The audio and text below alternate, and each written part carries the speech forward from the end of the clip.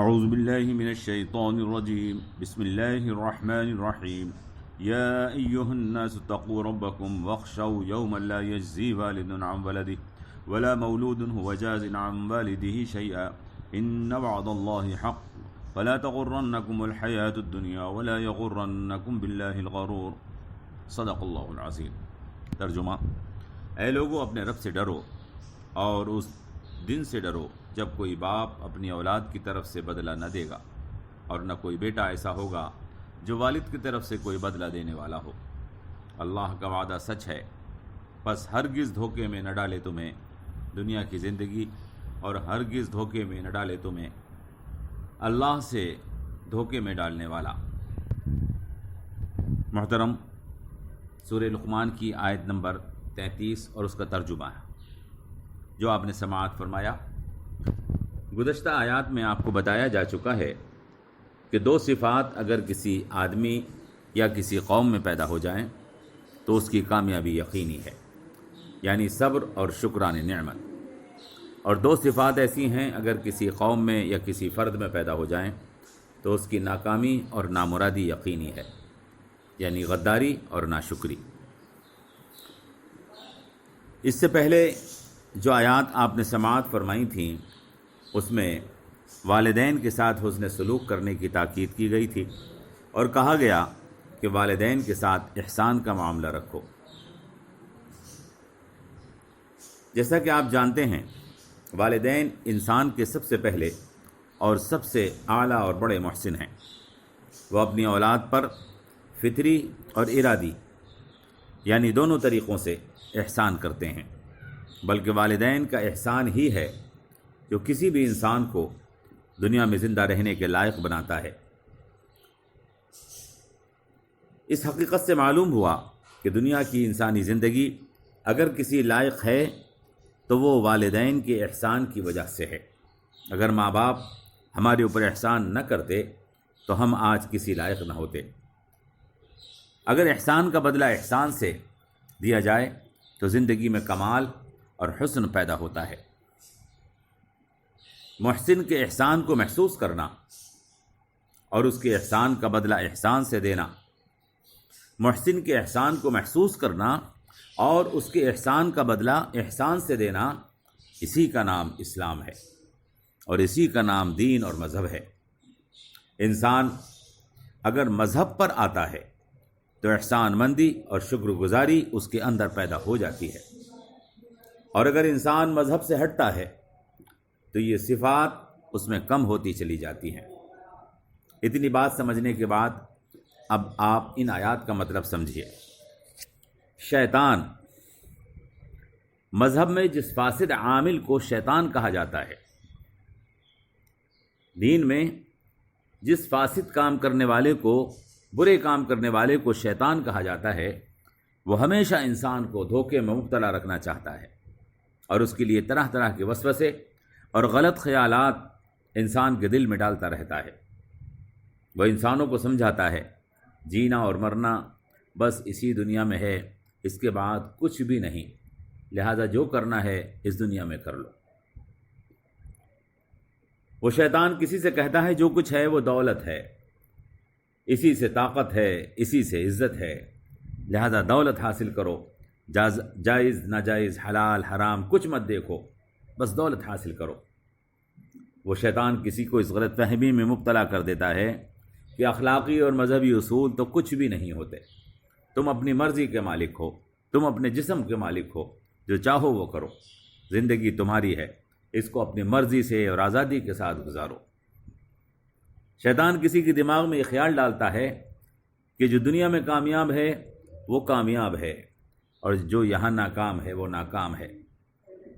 الغرض یہ اور اس جیسے اور بھی کئی دھوکے وہ گمراہ کرنے والی اور فاسد طاقت جس کو ہم شیطان یا سرکش نفس کہتے ہیں انسانوں کے دل میں پیدا کرتی رہتی ہے۔ اللہ نے اس آیت میں اس کو غرور یعنی دھوکے باز کہا ہے اور بتایا ہے کہ اگر انسان مذہبی اقدار اور اخلاقی اصولوں کو بھلا کر زندگی بسر کرتا رہا تو ایک وقت وہ آ جائے گا، اگر انسان اخلاقی اصولوں اور مذہبی اقدار کو بھلا کر زندگی بسر کرتا رہا تو ایک وقت ایسا آ جائے گا جب باپ اپنی اولاد پر احسان کرنا روک دے گا اور اولاد اپنے باپ پر احسان اور نیکی کرنا چھوڑ دے گی۔ احسان فراموشی آخرت تو کیا ہے، دنیا کی زندگی کو بھی برباد کر دیتی ہے۔ میرے محترم بزرگوں، کیا قرب قیامت ہے کہ دنیا پرست دیکھ رہے ہیں۔ آج وہ دن آ چکا ہے جس کی خبر ہمیں قرآن نے دی تھی، جب ماں باپ اولاد پیدا کرنے سے ڈرتے ہیں اور ابارشن کرا دیتے ہیں کہ ان کی پرورش ماں باپ کے آرام کو اور ان کے حسن کو خراب نہ کر دے، اور دوسری طرف بوڑھے ماں باپ اولڈ ہومز کے اندر پڑے ہوئے ہیں کہ ان کی کمزوری جوان بچوں کو زندگی کی دوڑ میں دوسروں سے پیچھے نہ کر دے۔ اللہ، کیسے زمانہ آ چکا ہے۔ اللہ رب العزت نے اس آیت میں اس حقیقت کی طرف رہنمائی فرما دی تھی۔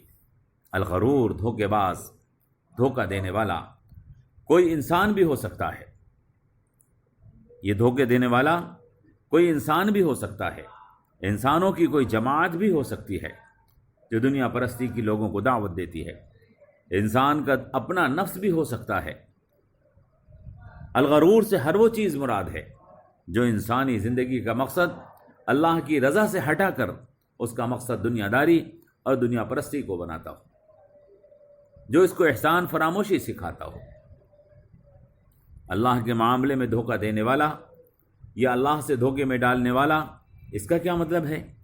اللہ کے بارے میں یا اللہ کے معاملے میں دھوکے کئی طرح سے دیے جا سکتے ہیں۔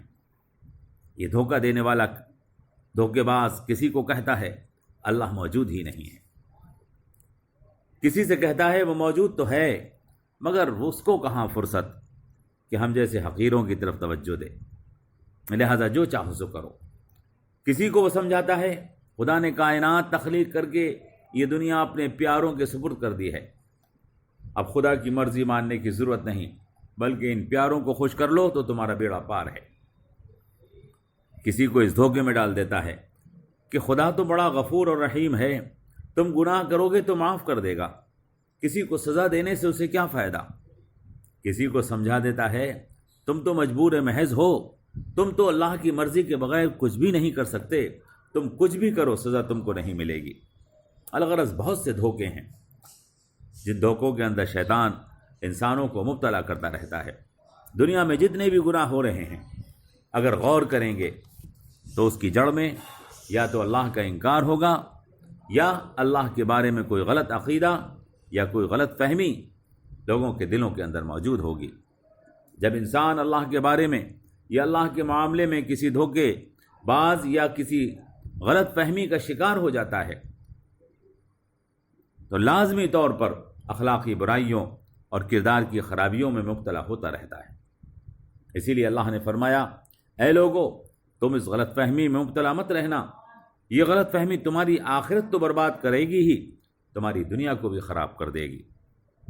صرف دنیا کو مقصد بنا لینا، صرف دنیا کی کامیابی کو سب کچھ سمجھ لینا اور اخلاقی اور مذہبی اقدار کو فراموش کر دینا، ایسا دھوکہ ہے جو لازمی ہلاکت لے کر آتا ہے۔ اللہ نے جو وعدہ فرمایا ہے کہ قیامت آئے گی وہ سچ ہے، اعمال کا حساب کتاب ہوگا، یہ وعدہ حق ہے۔ تمہارا نفس اور دھوکے باز شیطان یا کوئی بھی دھوکے باز گروہ یا جماعت اگر تمہیں اس حقیقت سے غافل کرنا چاہتی ہے تو اللہ فرماتا ہے تم اس سے ہوشیار رہنا کہ کہیں تمہیں دھوکے باز دھوکے میں نہ ڈال دے۔ چنانچہ فرمایا یا ایھا الناس، اے لوگو اپنے رب سے ڈرو اور اس دن سے بچو کہ کوئی والد اپنی اولاد کی طرف سے بدلہ نہ دے پائے گا اور کوئی باپ اولاد اپنے باپ کی طرف سے کوئی قربانی دینے کو تیار نہ ہوگی۔ قیامت ضرور آئے گی، اللہ کا وعدہ سچ ہے، اس کی طرف سے کوئی دنیا یا کوئی دھوکے باز دنیا کی زندگی کا کوئی عیش و آرام یا شیطان کی کوئی بھی طاقت کہیں تمہیں دھوکے میں نہ ڈال دے۔ یا ایھا الناس، اے لوگو اتقوا ربکم، اپنے رب سے ڈرو، واخشوا یوما لا یجزی والد عن ولدہ اور ڈرو اس دن سے جب کوئی والد اپنی اولاد کی طرف سے کوئی بدلہ نہ دے پائے گا. ولا مولود هو جاز عن والده شيئا، اور نہ کوئی بیٹا ایسا ہوگا جو والد کی طرف سے کوئی بدلہ دینے والا ہو. ان وعد اللہ حق، اللہ کا وعدہ سچ ہے، قیامت ضرور آئے گی. ولا تغرنکم الحیات الدنیا، بس ہرگز تمہیں دھوکے میں ڈال دے تمہیں دنیا کی زندگی. ولا یغرنکم باللہ الغرور، اور اللہ کے بارے میں ہرگز تمہیں دھوکے میں نہ ڈال دے کوئی دھوکے ڈالنے والا. والسلام علیکم ورحمۃ اللہ وبرکاتہ.